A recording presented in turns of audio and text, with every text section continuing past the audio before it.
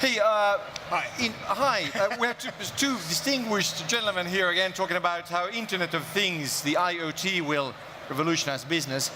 And we talked about this in a way already now with exponential technologies and the huge, massive rate of change we're going through. I mean, faster than ever. And Internet of Things, that's of course a hot potato at the moment. Everyone's talking about it in the same way as they're talking about digitalization, the big D as such. But the question is, first and foremost, it requires a whole big mindset change, doesn't it? How things are connected to the net. I mean, usually when we have a product, someone thinks, okay, how should we connect this? But you have to start thinking another way around, don't we? So it's a mindset change as well. It is indeed, but let's just nail it right at the beginning. Without the Internet of Things, there is no digital transformation. And I would even argue that without the Internet of Things approaches, there is no artificial intelligence, because all the machine learning that we are doing is based on the availability of huge amounts of data, so that we can train these systems to do the right things. And for that, you do need the huge amounts of data. And where would you get them if not from the periphery, where you have all these sensors and devices collecting them at the same time and in real time? So actually, the current development of IT and business technologies absolutely do require the Internet of Things type of approach. Yeah, exactly. And of course, you have to have the metrics, the big data. Otherwise, you can't use IoT for anything, right? Well, without the big data, you should not start it, because you'll be spending the money and not getting any return for it. Yeah. So big data is the stuff that you would like to get out of all of your Internet of Things efforts. Yeah, I think the interesting thing is, as these inanimate objects are now harnessed with sensors, those sensors are able to talk machine to machine. We begin to sort of see how we can start to leverage this community of objects now to our benefit. I think we're talking about huge volumes. Exactly. I mean, you know, from a user's perspective, but also a business's perspective, it makes things more relevant and convenient in your life. And as it does so, then I think we haven't even yet begun to imagine the possibilities of how we can start to leverage on the data ourselves, but also then it can be played back to us in ever more useful ways. And I think that's a very positive cycle for the Internet of Things. It encourages more inventive use of things, and also the feedback between people using those things and how companies can begin to imagine new ways of doing it. I think we can start to put sensors in almost everything now, and also in doing that, it's more accessible for people to create their own Internet of Things going forward. But we said actually one key thing here: you have to think big. You have to think much bigger than before. That's one of the mental changes, isn't it? Sure. I think culturally, the Internet of Things really brings something into every part of our life. And people may jump on, I have an ever smarter home. I have a Nest, and I have all other things that connect to that. And in one device, I can then suddenly have peace of mind, but also access during the colder months to really make my home controlled without me there. But other people jump on board and think of it as a healthcare kick, to understand and to drive positive behaviours there. I think what's really interesting, though, is how we can start to maybe make this really useful in society as well. And if you can start to think about how cities can communicate back to you and the objects you use, how maybe that you can start to put sensors in roads to tell if there's icy patches, that they can communicate with your smart car, and start to unlock things like this that just sit in the background without really anyone. Exactly, the exponentiality of everything means.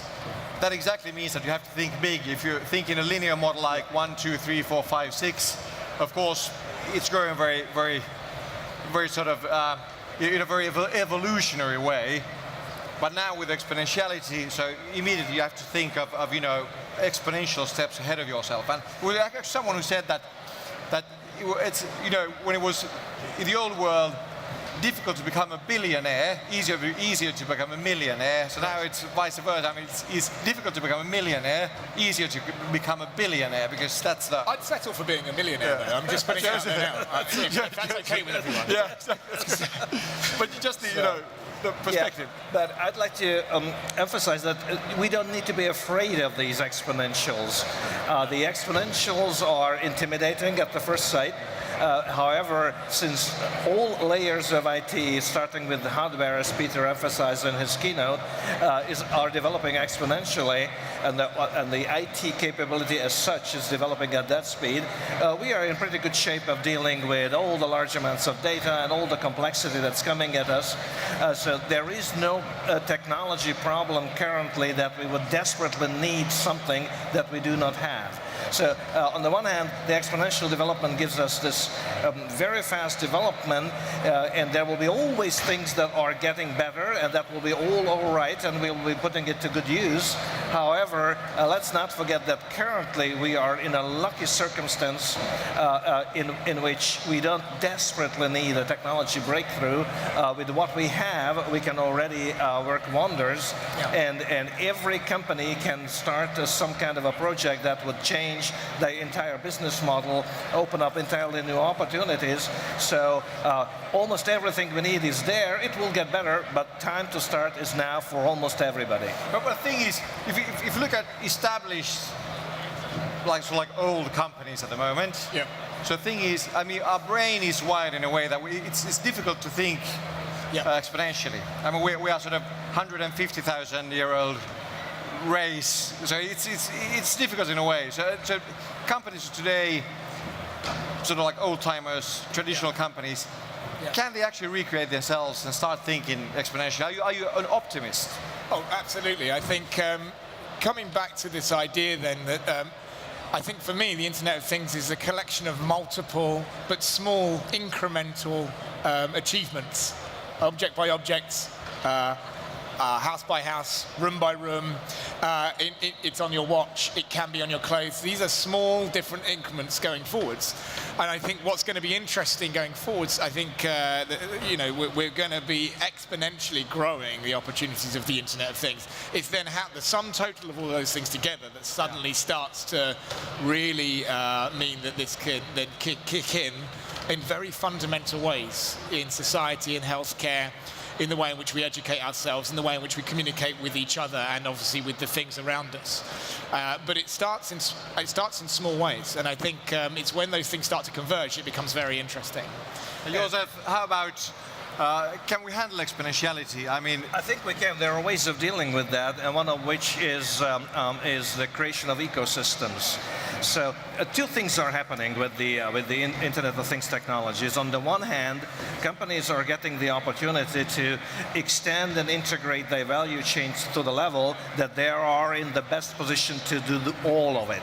That sounds like businesses that were built by several suppliers, and the value chain was essentially an assembly of other companies' contribution, can be thrown away, and a single company can do it, because that single company, for example, one that manufactures some kind of equipment and gets the sensory information about its operations, is in the best position to do that. So that's the one thing that's happening. But the other thing that's happening at the same time, that once you define the service for all parts of value chains, it gets easier to integrate, it's easier to partner with.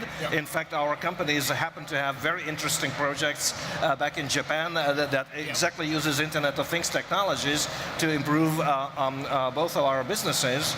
And when you do that, you can create an ecosystem, and that is a shared opportunity then to do innovation in a what I call co-creation fashion. It's not me alone, it's not them alone, it's nobody alone. It's a contribution of many participants, and that can be exponential. Exactly, that's exponentiality with a sort of human face. It's easier to grab that sort of concept than doing it all alone. I mean, globally. And it needs to be that fast too, because one aspect of the exponential development is that it's speeding up. It's not just more complex, it's much quicker as well. It's connected innovation in a way, so that is a connected innovation. One thing leads to another. So I think if something can be leveraged in a way that you say, okay, well, now I have more opportunities to access a certain platform, certain object, it's also a way of then connecting those data points and making decisions, and from those decisions finding opportunities to create more functionality, more capabilities. I think let's take there's a large American mail parcel delivery service.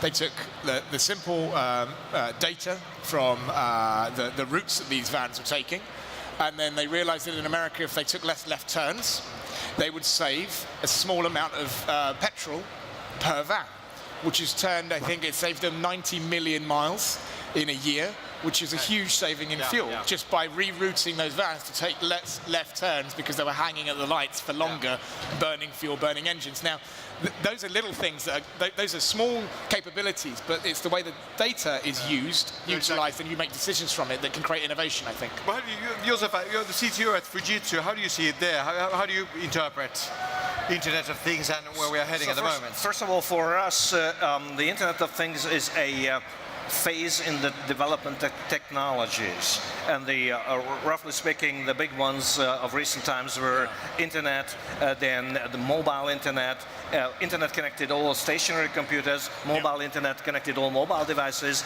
Internet of Things connected everything that's a device, and now there will be an artificial intelligence, machine learning topping on it that brings it all together. Our role in that is to drive the technology development and innovate with our customers, but our role is not to innovate instead of our customers. We can do that. I think that nobody can do that, but some companies claim it. It needs to be a co-innovation where the technology side comes from a vendor like Fujitsu, but the business side will have to come from the customers. And even more so nowadays. I mean, the old world, perhaps you did not have to take the customers in this sense into consideration as much, but now it's at least it's not less than it was before. I really love what Joseph has been saying about the innovation with customers, and I think we've moved beyond the times now where we will simply push our offerings, our value propositions to people. In fact, the real learning happens that if we can understand the real behaviors of people and objects and the way in which they need to utilize things, that's where we can co-create solutions and value propositions together. I mean, if we take the idea that photography has never been more popular, but at the same time, the traditional manufacturers are also looking for new opportunities to work with the use of image. Image is everywhere now. I think we've seen many talks today that have talked about the use of video on the internet, the use of photography, the way in which we share and connect. That's good for Canon, of course. I mean, we're in a visual world now, very much more than. We had this I said earlier, we had this sort of 500-year parenthesis of Gutenberg, you know, with a printed word. Yes. But now we're going back to the, you know, our reptile brain acts according to visual stimuli, and that's where we're going back now. And we have to restate the boundaries of what we might see. The Gutenberg printer did, you know, created physical documentation, but documentation is really the representation of image and information. And now how we absorb image and how we use image to communicate our state of being, our emotion, and also to do business, and to do business more effectively and efficiently. It's everywhere, and I think that now it's a case of how we can harness that. Hey, gentlemen, they say that so the platform fragmentation, talking about the Internet of Things, and often lacking technical standards all over the world. Is that a problem actually nowadays? That's one of the critiques against the Internet of Things. Currently there is a huge issue because we are in the innovation phase of all this.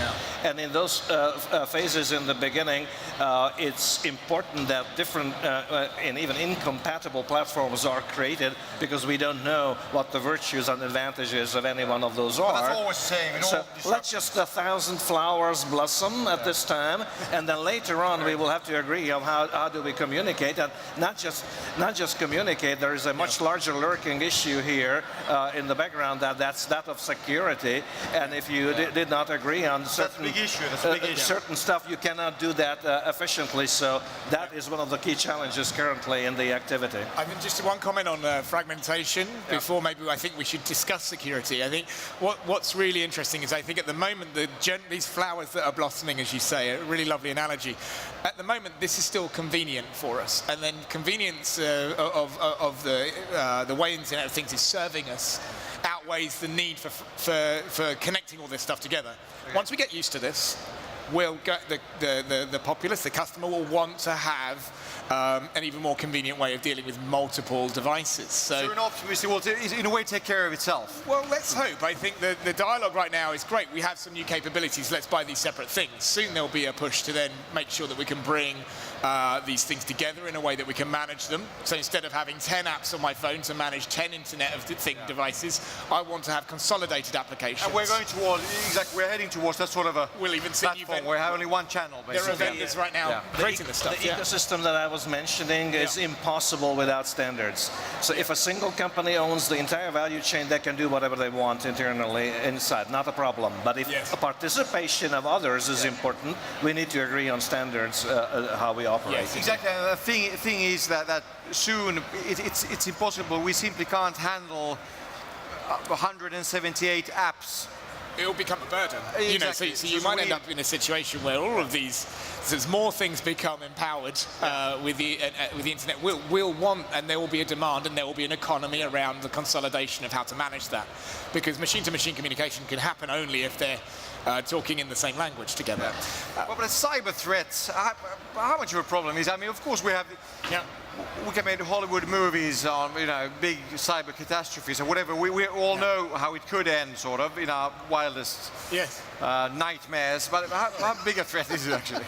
Well, it's not even an iceberg, because in the case of an iceberg, you at least see like a sixth or a tenth of it. It's not the case here. It's much smaller than what we see.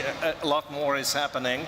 And that's an interesting, remember when I said there was internet, there was mobile internet, there was Internet of Things, and there is AI. The first three were very nice to have. It did help us. The last one, the fourth one, machine learning and artificial intelligence, is actually not a nice to have. It's a must have, because the complexity and the cyber threats have grown to a level that if we don't apply those machine learning techniques, we will not be able to combat them. But Joseph, give me an honest answer. Do you lose sleep overnight thinking about, or dreaming about cyber threats in your work? Oh, absolutely. Absolutely. So it is a big threat. Do. It is a big one, and not just for the company, but it's also it's a huge issue to mankind in general. And there is not much of a societal debate about it, and there should be one. Yeah. Are you anyway an optimist? You think we are going to? Well, optimists don't sleep at night either. It's who told you that only pessimists? Yes, that's right. I think in terms of the, let's just take the cultural perspective on this. I might be the youngest at this table. I've only turned 40 this year.